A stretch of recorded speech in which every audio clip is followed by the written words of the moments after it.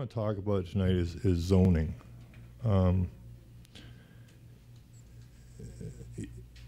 Either we have zoning bylaws in this municipality or we don't. And if we do, we need to have them adhered to.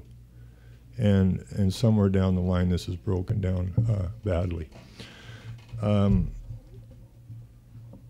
Last fall, someone bought a house on Huron Terrace and turned it into a rooming house. That is clearly an illegal application under the R1 zoning bylaw. A petition was sent to various departments of the municipality. Not only did they not get a response, they got no action on it. Many phone calls were made to the municipality concerning the zoning violation. Again, nothing was done.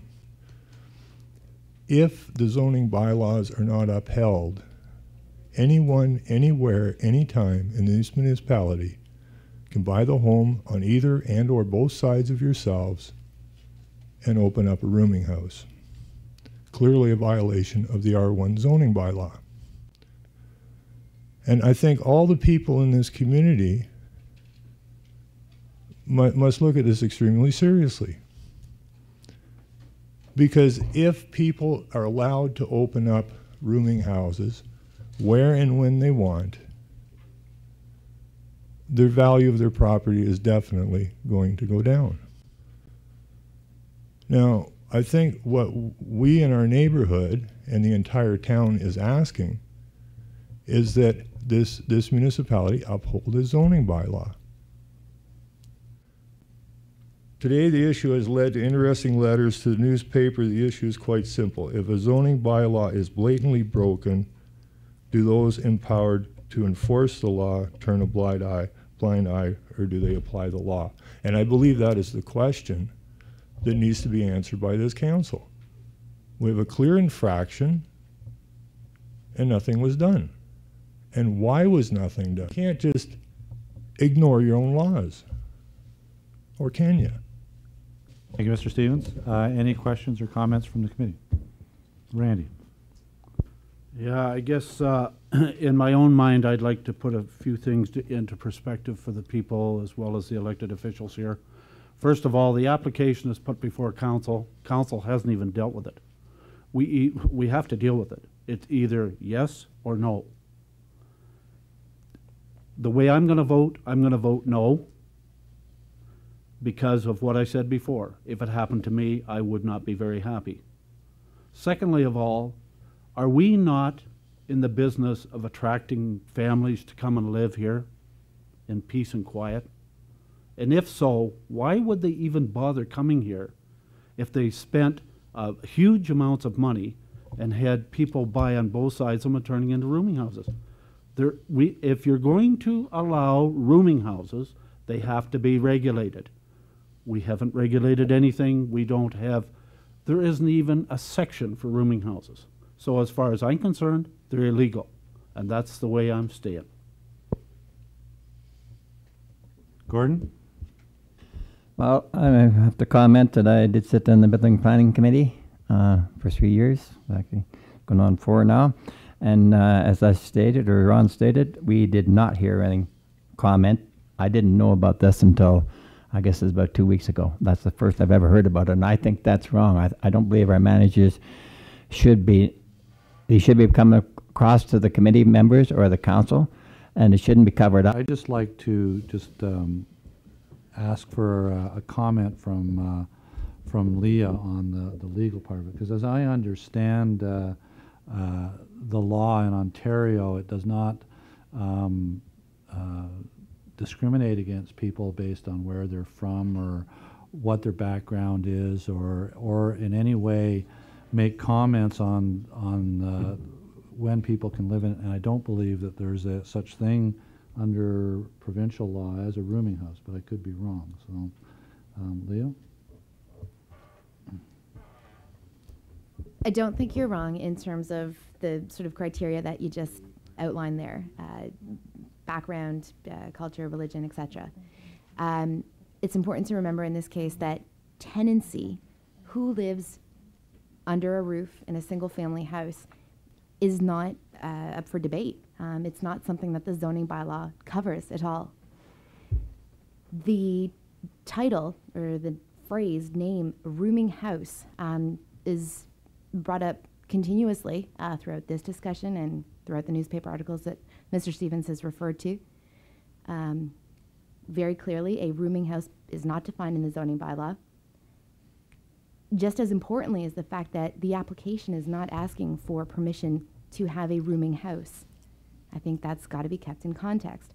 If that's an issue that council would like to discuss, absolutely, certainly that's going to be a great topic to discuss. But because I understand that the delegation is with respect to 1133 Huron Terrace and the zoning application for that property, it's important to remember that the application is for something distinct from what's being discussed right now. Go ahead, Ken. As I said last week, passing this or zoning this as a duplex really is a red herring. It's got nothing to do with the actual use. If you've got 6 independent tenants in there, it is a rooming house. It's not a, call it whatever you want, but let's recognize it as what it is and find a definition for a rooming house. And if we want them in R1 zones, then we can allow them. If we don't, then we won't allow them.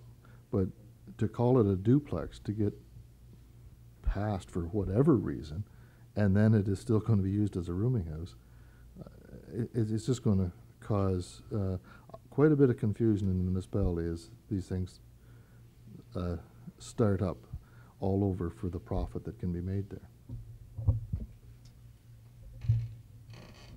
Is there any other comments from the committee?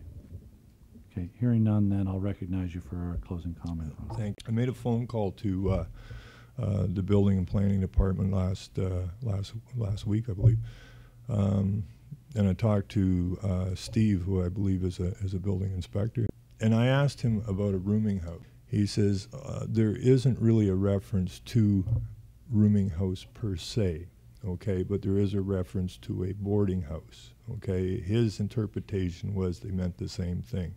And his interpretation, or what he read to me, and this is what he told me, is that an owner-occupied dwelling in R1, you are allowed to rent up to a maximum of 3 rooms, but you must be in that dwelling. After that, it does not conform to R1 zoning. And that is what these people and the neighbors were complaining about. And the fact that the Building and Planning Department refused to recognize and or know their job and not to act upon what is required of them, and that is to hold up the municipal bylaws. It's the same thing as Guy said. He says, if we're, we have to do this correctly. Now, to try to bypass the fact that it was a rooming house and continues to be a rooming house and continue to ignore the fact that it's a rooming house and try to backhand a rezoning in here in order that this person can still use it for the same purpose is absolutely ridiculous. And everybody in this municipality needs to understand what's being proposed here. People, you want this community to grow. Many people are trying to move from the cities to these small communities. Who wants to move to a community if they know at any moment somebody can walk into their properly R-zoned one area and have it rezoned or a portion of it rezoned for a different purpose? All municipalities are set up with zoning bylaws for different areas of town for different applications. And you have to uphold the spirit of that law. You have to uphold it. Or any credibility that this council has is gone. I just want to clarify just two items just on the comments with regards to speaking to the building inspector. Steve, we do have one. He did speak to a gentleman who was not identified on the phone, and he did read out the boarding house definition straight from the zoning bylaw. And he also indicated what uses were in the R1. So I do just want to clarify that.